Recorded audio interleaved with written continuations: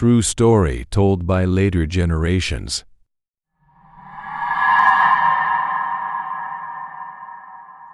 The Cursed House in Savannah.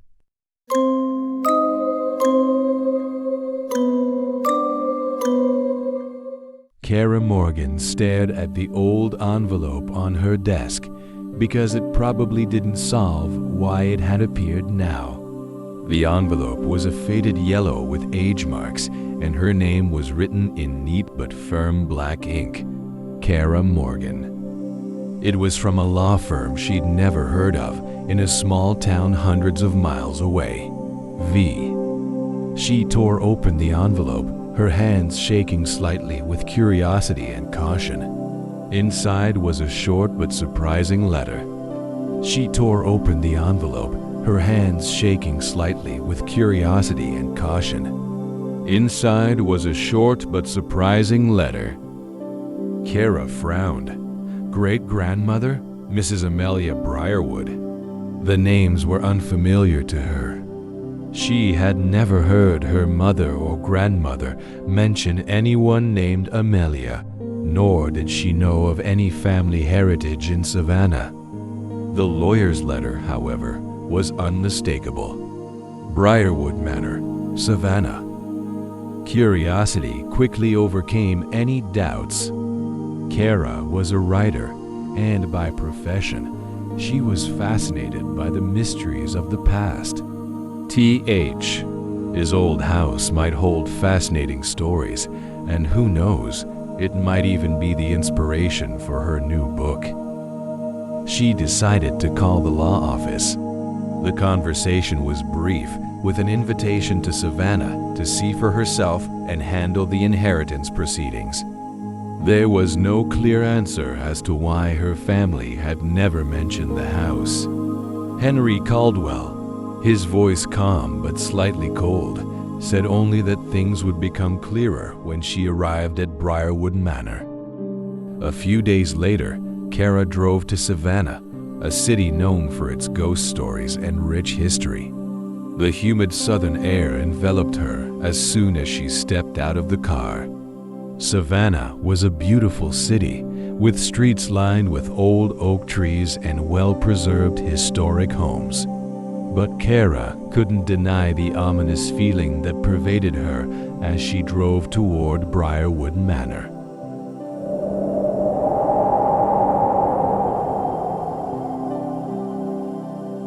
The house loomed before her like a ghost in the dense woods. Briarwood Manor sat deep in the vast grounds, isolated from the rest of the town. It was a red brick building with a high, pointed roof and dark windows. The facade was covered in a thick layer of dust and overgrown with vines. Despite the wear of time, Briarwood Manor still exuded majesty and mystery, a witness to buried secrets. Kara stepped out of the car, a feeling of unease beginning to creep up on her. As she stood in front of the house's gate, a cold wind blew past, making her shiver involuntarily.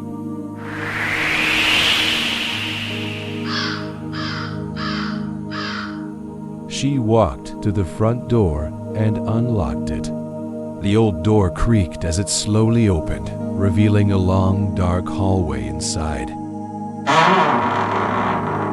There was no furniture inside the dense Briarwood Manor, carrying the damp, stale smell of things long forgotten. Faint rays of light filtered through the windows, just enough for Kara to see the quiet, still picture of the house. The walls were covered in dust and cobwebs, while the wooden floors beneath her feet creaked with every step.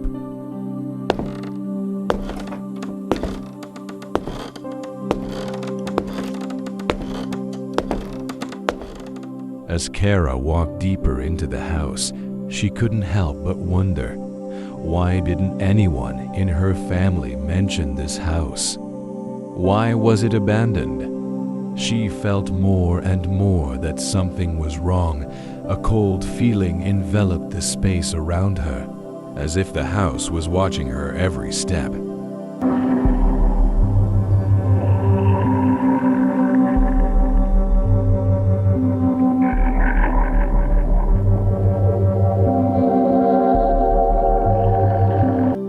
stopped at a large oak door at the end of the hallway. It seemed different from the rest of the house. It was not damaged or worn by time. Her hand trembled as she touched the knob, but she turned it and opened it.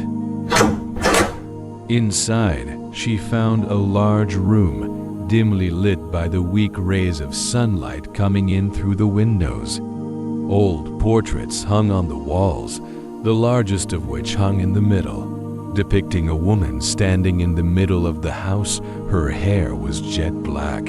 Her eyes were deep and piercing, as if looking straight at Kara. Those eyes stopped Kara in her tracks. Her instincts told her that it was her great-grandmother Amelia Briarwood. Kara felt a chill run down her spine as she stood before the portrait of her great-aunt Amelia Briarwood.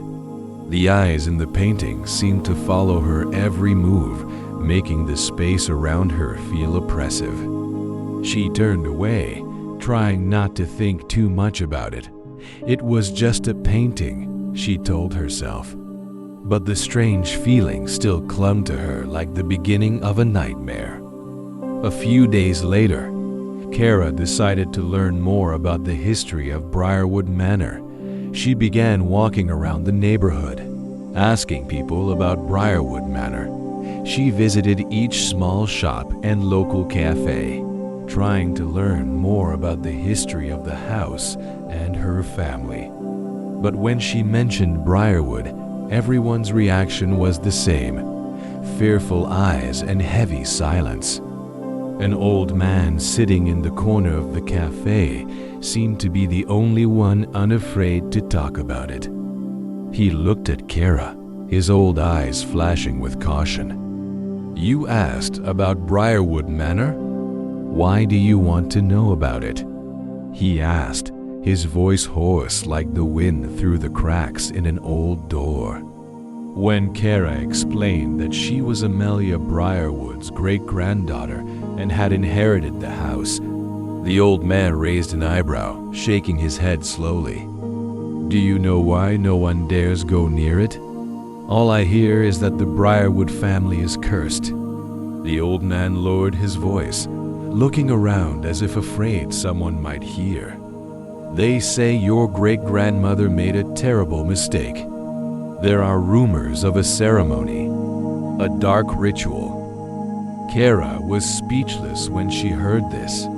She shuddered at the possibility that the house was not simply a physical legacy, but the center of a curse that had haunted her family for generations. When Kara returned to Briarwood Manor in the late afternoon, the house seemed gloomier than ever. The fading light cast a yellow glow over the building, casting eerie shadows across the red brick walls. The house was eerily quiet, save for the rustling of the wind through the surrounding trees.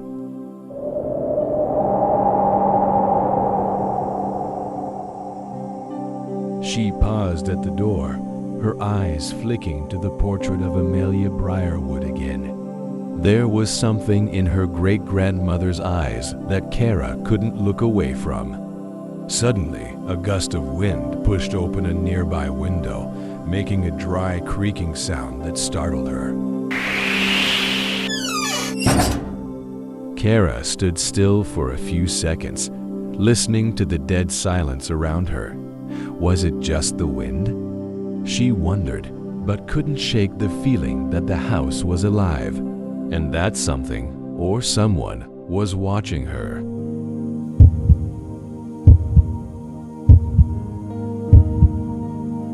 Kara sighed, deciding to lock the door and leave. But before she could turn around, she heard a soft laugh coming from down the hall. The laughter echoed in the air, soft but cold, as if it were coming from another time and place. Kara stood frozen, her palms sweating. There was no one else in the house but her. The laughter continued to echo through the air, fading into the gloom of Briarwood Manor. One morning, after waking from a nightmare-filled sleep, Kara decided to wander around Savannah. looking for information about paranormal investigators, hoping someone would have an answer to the phenomena she was experiencing. She walked into a small cafe near the main square, a quaint cafe with polished brown wooden chairs and large windows overlooking the cobblestone streets. Sitting at the counter was a young man with wavy brown hair and sharp eyes. He was flipping through the pages of a thick old book, seemingly completely absorbed in the contents. Suddenly, their eyes met, and Kara could see a glint of curiosity in his eyes. Kara walked up and said, "Hi, I'm Kara Morgan. I'm looking into Briarwood Manor. Have you ever heard of that place?" The man looked up, raising his eyebrows slightly before smiling slightly. "Briarwood Manor," he nodded slowly. "My name is Mason. I have been researching the supernatural in Savannah for many years. Briarwood is indeed one of the most famous places for strange stories." Hearing that Mason was a paranormal researcher, Kara felt relieved. She quickly sat down across from him and began to tell him about what she had experienced since arriving at the house, from the cold feelings, the mysterious laughter, to the handprints on the windows. Mason listened intently, not surprised. He nodded, his eyes still calm. "It sounds like you've begun to sense the house's presence. Briarwood Manor has a long history, and there are many stories about it. However, the interesting thing is that not everyone can experience these phenomena immediately upon entering. Perhaps the house senses something about you." Kara felt a chill run down her spine when Mason said that. "What do you mean?" "This house has been around for generations, and each generation has a strong connection to the house and what happens inside it. Not everyone can perceive the existence of supernatural phenomena unless they have a blood connection to the Briarwood family." Mason paused, looking deeply into her eyes. "You are the official heir to the Briarwood family, are you not?" Kara nodded slowly, feeling everything around her become heavier.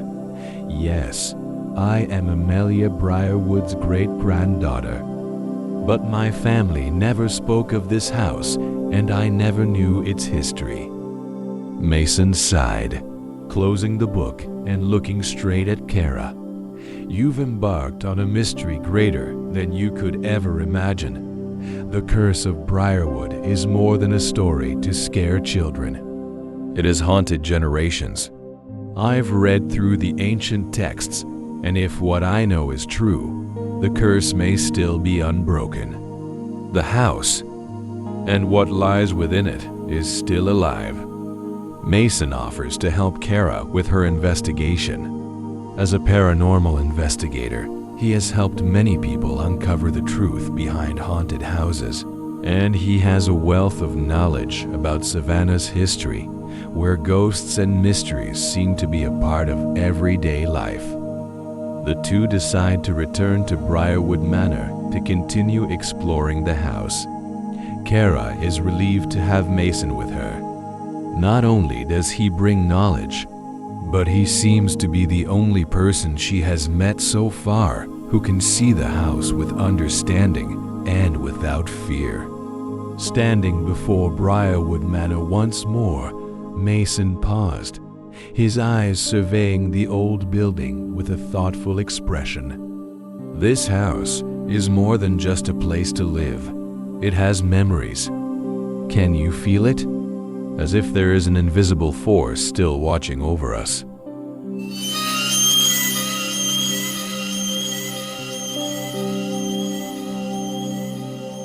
Kara shuddered, remembering the nights when she'd heard eerie laughter echoing through the hallways.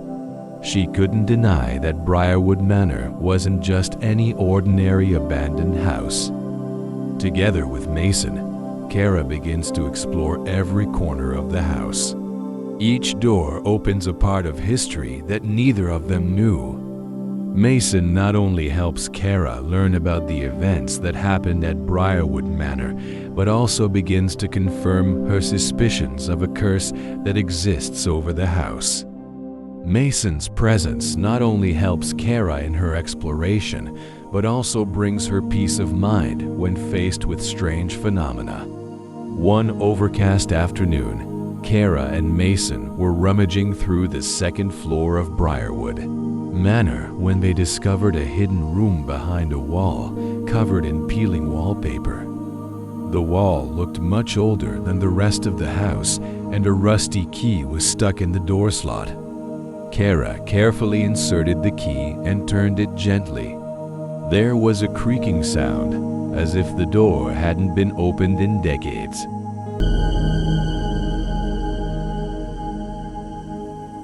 The door opened, revealing a small room with an airy and dusty space. The weak rays of sunlight filtered through the dusty window, creating a warm and quiet atmosphere. The ancient wooden shelves were filled with thick books, but among those books, an old leather-bound notebook sat proudly, standing out from the dust. Kara reached over and took the book off the shelf. As soon as she touched the worn leather cover, she felt a cold breeze, as if something in the house had awakened. The book was very old, the leather cover worn with age, but the pages inside were still quite intact. Kara opened the first page, seeing the words written in bold black ink. Amelia Briarwood's Diary, 1845. Kara's heart beats. This was the diary of her great-grandmother, Amelia Briarwood, a woman she had only recently learned about through rumors and ancient documents. This diary could be the key to unlocking the entire mystery of the Briarwood house and family. Kara and Mason sat on the floor, their eyes glued to the diary. The first few pages told of Amelia Briarwood's life as a young woman.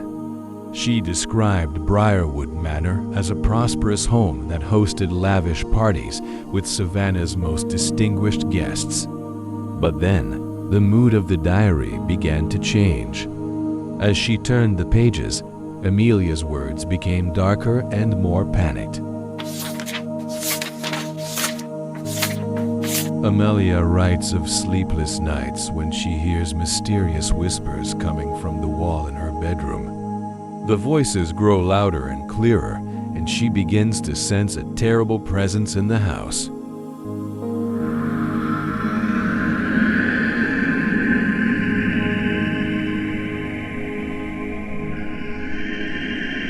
Amelia recounts that one night she had a dream in which a woman in a black cloak stood in the moonlight, beckoning her to the woods behind Briarwood Manor.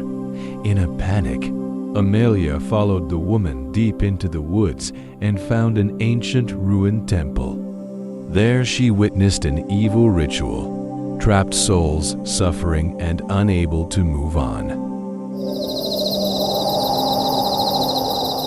The next day, she woke up feeling lost and bewildered, not knowing if it was just a dream or something that had really happened. Mason leaned closer, his voice low as he continued reading. Amelia was haunted by that dream. She believed the house was cursed because of something terrible that had happened in the past, and it was no mere dream. The next few pages of the diary reveal a horrifying secret that Kara never imagined.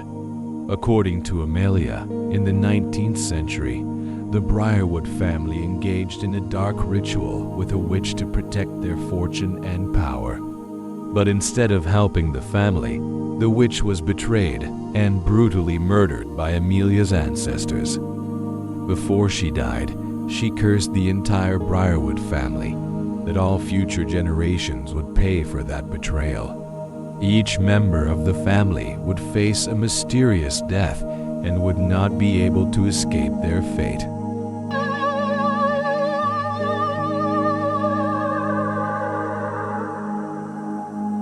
Kara clutched the diary, feeling the fear and guilt that Amelia felt. Amelia tried to find a way to break the curse, but all her efforts failed. She believed that the curse could only be broken if someone in her family was willing to face the past and make amends. Mason looked at Kara, his eyes thoughtful but determined. Amelia tried to stop the curse, but she was unsuccessful. "You are the last heir, Kara. You may be the only hope of breaking it." Kara said nothing, but her eyes were filled with determination. Everything in her past, from the mysterious deaths to the strange phenomena she was experiencing, was connected to the family curse. Briarwood Manor was more than just an old house. It was a hotbed of darkness, and if Kara could not break the curse, she would face the same fate as her relatives. After discovering Amelia Briarwood's diary, Kara and Mason feel the curse more than ever. What was once just a feeling of unease and sporadic occurrences now become more terrifying and real. Briarwood Manor is no longer a quiet house. It is a living entity, full of dark secrets. One night, Kara lay in her old bed, in a room that still held the marks of the 19th century. The dim moonlight filtered through the windows, illuminating the mottled walls and the thick layer of dust on the wooden floor. She couldn't sleep. Every time she closed her eyes, the image of Amelia in the diary appeared in her mind, along with the echoing curses. In the quiet of the night, Kara heard a soft sound, almost a sigh, echoing from somewhere in the house. She sat up, her eyes widening. The sigh continued, clearer this time, as if it were coming from just outside the bedroom door.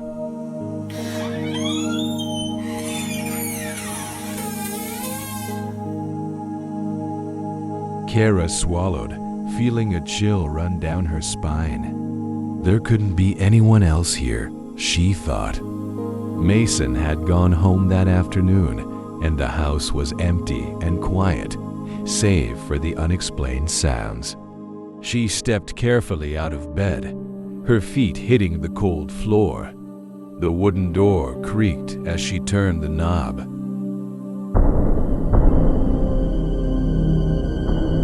The dark hallway stretched out before her, like a motionless snake. Kara held her breath, listening. Suddenly, a low laugh rang out, sharp as ice, cutting through the air like a knife. The laughter came from the other end of the hallway, from the hidden room where Kara and Mason had found Amelia's diary.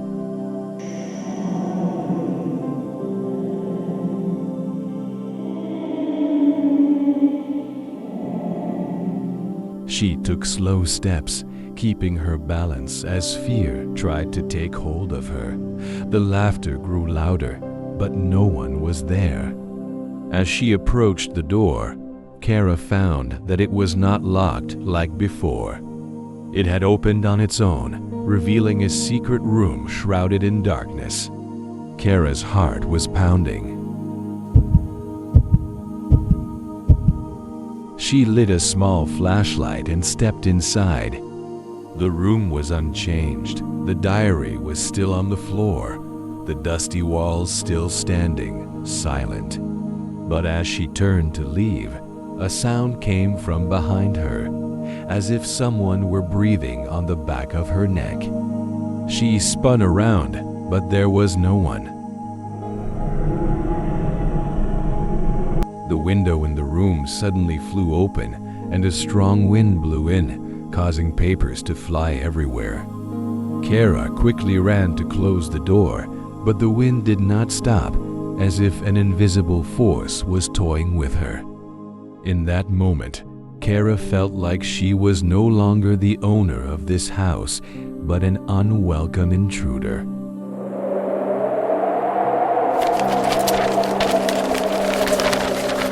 The strange occurrences don't just happen at night. The next day, when Mason returns to Briarwood Manor to continue his investigation, he and Kara begin to notice that the house seems to change as they move. Walls seem to shift, hallways seem to grow unnaturally long, and their footsteps echo from places they never heard before.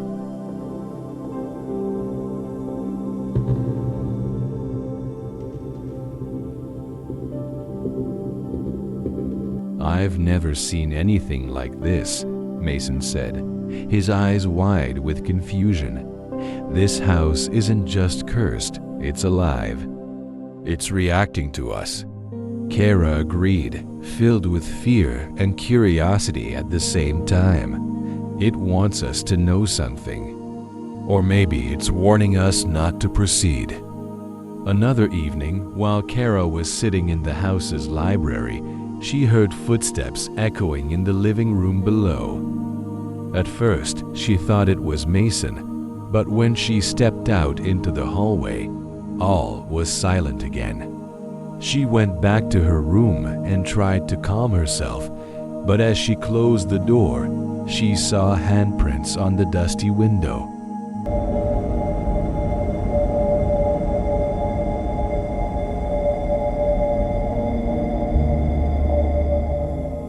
The prints weren't hers. They were small, thin, and dusty, as if someone from inside the house had tried to open the window from the outside. Kara's heart pounded, and she moved closer to look outside, but the darkness only reflected her own image in the frosted glass. The prints made her feel as if someone was still watching her every move from the outside.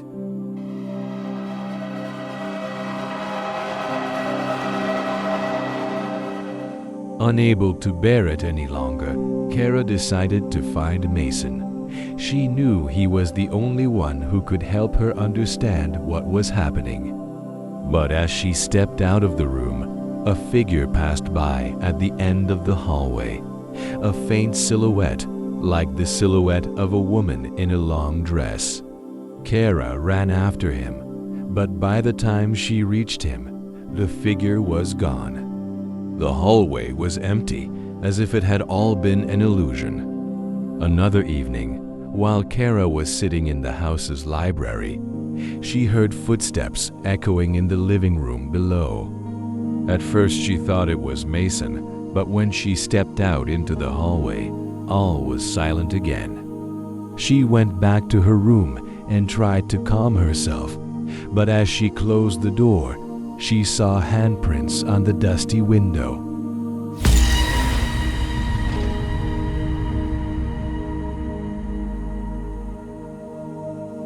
They both realize that the house is trying to communicate with them, but in a way they cannot yet decipher. Perhaps the curse has developed into a supernatural power, or the trapped spirits are trying to warn them of something terrible that is about to happen. "Kara," Mason said one tense evening, "we need to delve deeper into the history of the house. The spirits here aren't just trying to haunt us, they're trying to send us a message." Kara could sense it, but she also knew that each time they got closer to the truth, the house would react more strongly.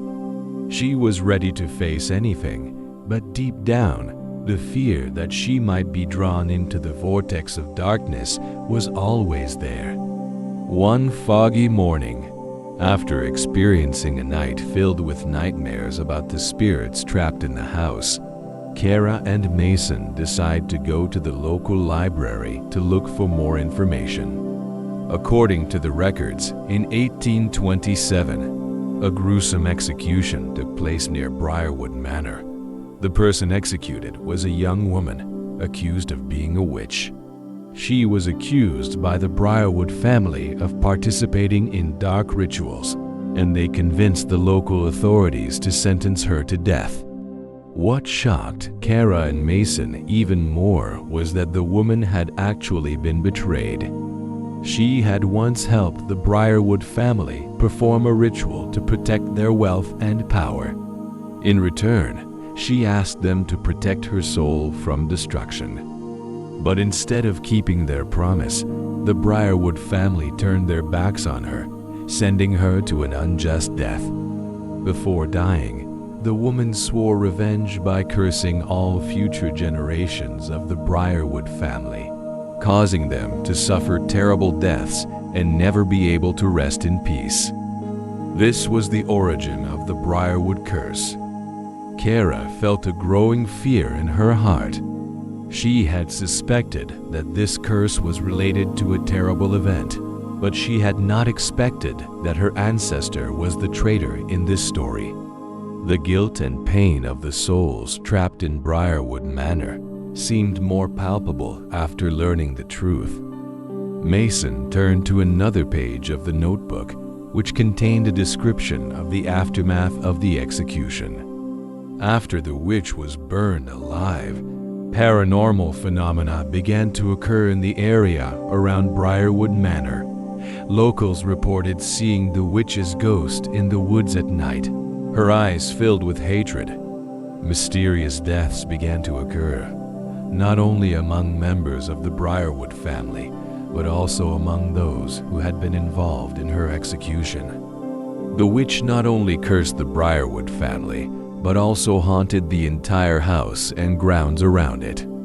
Anyone who lived near Briarwood Manor was caught in a never-ending cycle of vengeance. The curse was so deeply rooted in the very nature of the land that any soul who died there could not rest. "Kara," Mason said slowly, his eyes boring into hers, "maybe this house isn't just where your family is cursed, but where the witch has trapped the souls of others. They can't leave because the curse has bound them forever." Kara felt her heart sink at those words.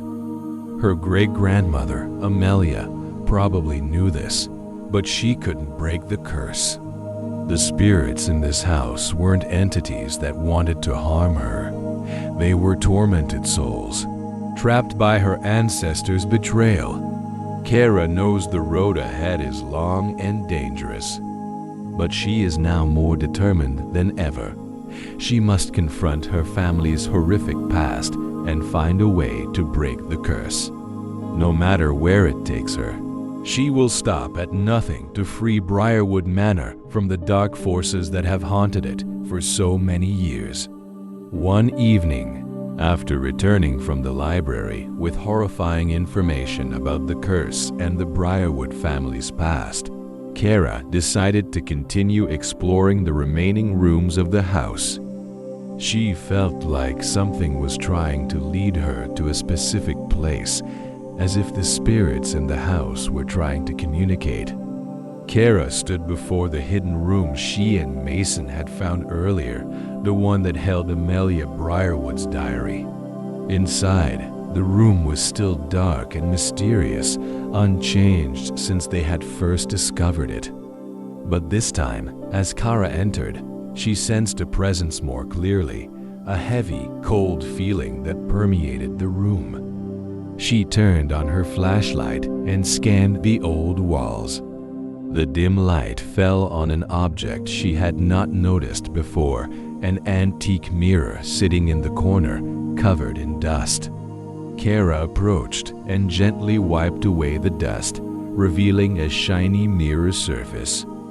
But what horrified her was that the mirror reflected not only her image, but another figure standing behind it.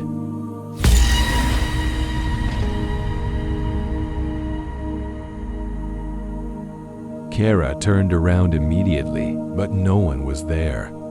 Her heart was pounding in her chest, and when she looked back into the mirror, the figure was gone. Still, she knew she had seen a spirit, and she couldn't ignore it. Kara heard whispers in her ear. The sounds were unlike any she had ever heard before, soft but clear, as if they were coming from another world. The whispers were calling her name.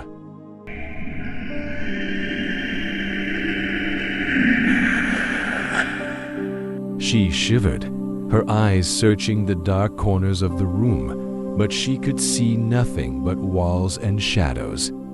Kara sensed that someone was there, very close to her, and the call was not a threat, but a cry for help. A few days later, Kara decided to ask the townspeople for more information about the strange deaths associated with Briarwood Manor, although most people refused to talk. To her about the house, an elderly woman named Margaret, who lived near Briarwood, agreed to tell Kara about an event she had experienced when she was young. "When I was a little girl, my mother worked as a maid at Briarwood Manor," Margaret began, her eyes distant as she recalled. "She used to say that there were nights when she could hear a woman's cries echoing through the walls. The cries were as regular as clockwork, ringing at the same time every night, never late." Kara listened silently as Margaret continued to recount a terrifying event. "One night, my mother could not bear it any longer. She decided to follow the crying. She went down to the basement, which was supposed to have been locked for years, but when she approached the door, it opened by itself as if waiting for her. And there, she saw a woman in a white dress with long black hair, sitting in the corner crying. But when my mother got closer, the woman disappeared as if she had never existed." Kara felt a chill as she listened to the story. The woman in the white dress was definitely one of the spirits trapped in the house. The phenomena Margaret described matched exactly what she had experienced over the past few weeks. Deciding to explore the basement that Margaret mentioned, Kara and Mason began searching for the secret basement entrance. They searched Briarwood Manor, checking every room and corner, but were unable to find the entrance. Finally, when Kara returned to the living room, she sensed something strange. The floor seemed off. She noticed an old, peeling plank in the middle of the floor, perhaps hiding an entrance she hadn't seen before.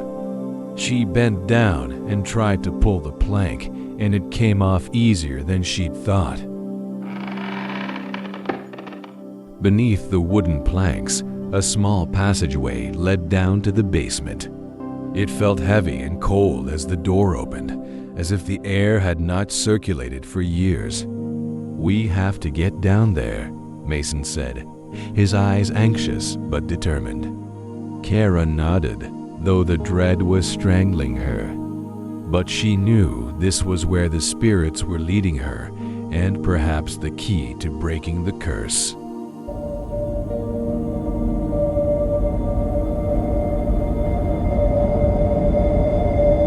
The basement was dark and dank, with no light except for the flashlights Kara and Mason carried. Their footsteps echoed in the silence, as if every sound could shatter the deathly silence of the place.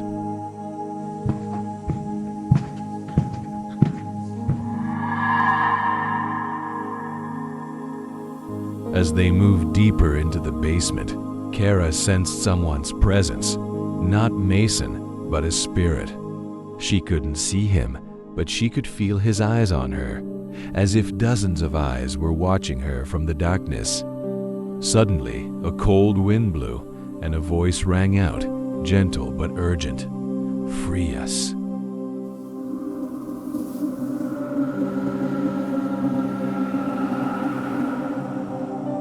Kara froze. It was the first time she had heard a spirit's voice so clearly. She turned to Mason, and he heard it too. They both stood still, only the sound of the spirits echoing around them. This is no ordinary cellar. This is where the breath rituals were performed, where the souls of the victims were trapped forever. Kara knows she must do something to free them, but she also knows it won't be easy. The words are ingrained in every member of the house, in every corner.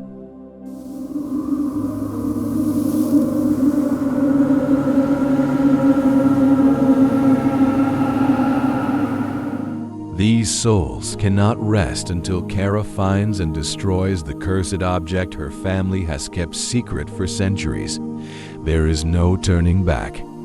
Her life and the fate of the souls in Briarwood Manor is in her hands.